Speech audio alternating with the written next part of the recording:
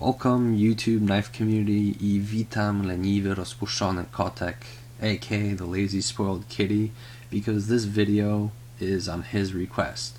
Now, it's because one of his gear reviewers had turned him on to the DPX fixed blade, DPX Gear fixed blade, that he is so wanting to get in possession of. But the thing is that I told him that recently I had acquired, after a very long, patient wait since August, on pre-order, the production model of the DPX Gear H.E.S.T folder. Now, this is just an initial impressions video, because I've had this thing for about 48 hours and there's no way I'm going to be doing a full review on it. So we'll start with the handle, then the lock, then the blade, and we'll see what I like and I don't like about the knife. If you want the specs, you can go and check them out online. I do not have them in front of me, and this is just my view as a user. I might give them in the review, but here we go anyway. This thing is probably the cheapest and highest quality titanium frame lock that you will be able to get on the market. It is built after the lines of a Strider. You can see that it is a foliage green G10 on one side, which is really grippy. I like the texturing. It's medium. You can't really see on the iPod video, but it's not too sharp. It'll cut into your hand, but it grips very well. And the other side is some seriously thick titanium, which has a gorgeous stonewash finish, and that is a steel pocket clip. And right here you will see the roto block mechanism. But that being said, that is the handle, pocket clip, and over here it's also the screw that holds in the pocket clip. That is the carbide glass breaker, which is removable with the little skull tool that comes with the blade into a flat one, but I don't have that on me right now, so I will have to show you later. Here we go. Next part, the blade. As you can see right there, the detent on this thing is ridiculous. There's no way this blade will ever shake loose, and I mean, I have tried. You have to put some serious force on it, and even then it still won't come loose. It is kind of tough on the fingers trying to open it, but once you get it going, this thing is buttery smooth. Now for the locking mechanism, you can see that it is obviously a titanium frame lock, and that is some massively thick titanium. The lockup is kind of hard to see since lighting isn't really all that great, but it is at around the 45 to 50% mark, and this is how it came out of the box.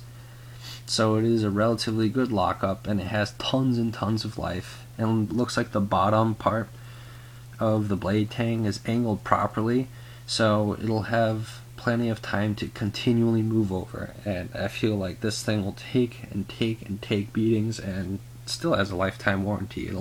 It should never ever break. But for the second part of the locking mechanism is the roto block. This thing also comes on Lion Steel's SR1 folder, and what it is, let me see if I could show you. If I rotate it right there, see that little nub poking out on the left side? That's actually part of the roto block mechanism. And when you open the blade, right here where the wheel overlaps the lock, there's kind of an ascending slope cut into a notch right here, and when you rotate it, that little nub moves up that slope, and when you rotate it this way, it locks the bar in, so it can't be moved over, effectively turning this thing into pretty much a fixed blade.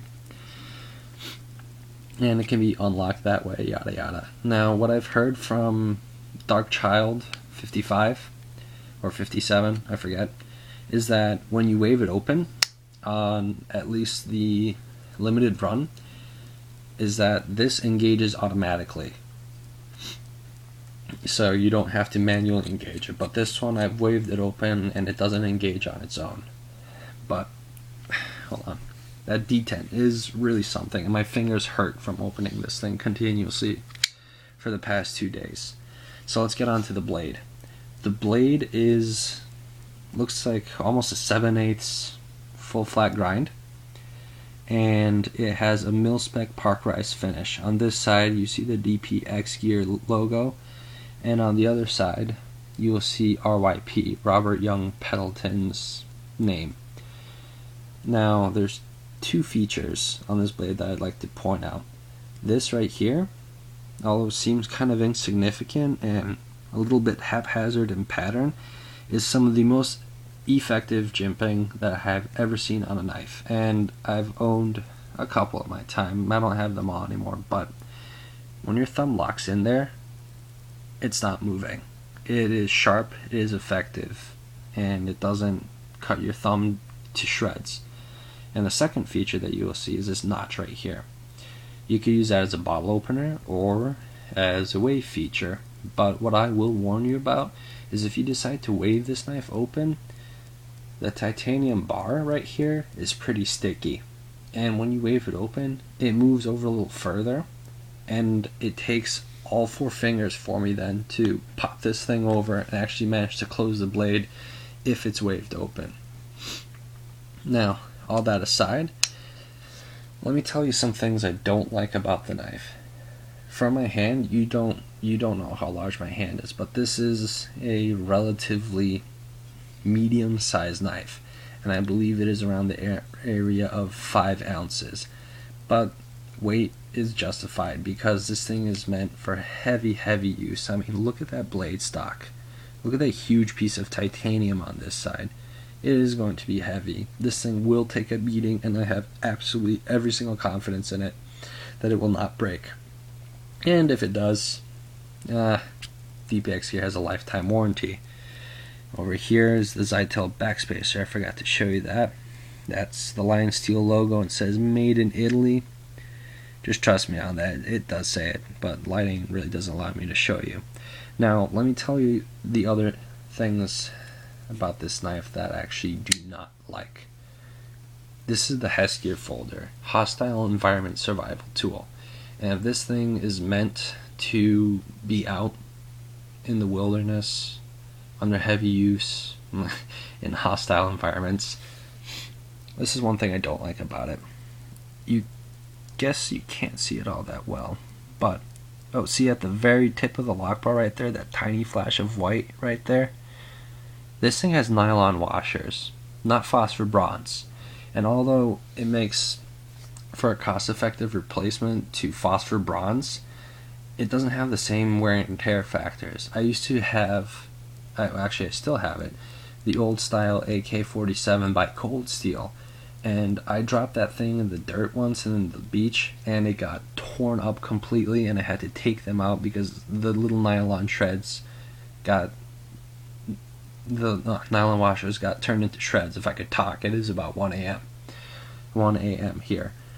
So I don't really like that about this folder. I mean, they could have put it in for a $175 knife. The second thing is the pocket clip itself. The gap is kind of large, so it doesn't hug your pants all that well, and it is a little loose. It doesn't have that strong of a detent, and although it won't move in your pocket because it is a little bit of a heavier knife and it is such a deep carry, I mean, it could have been a little tighter. But for now, I'm running out of time, and this was just an initial impressions vid, so the lazy spoiled kitty, if you have any more questions, let me know, but otherwise I hope you guys enjoy the video, and I will see you next time.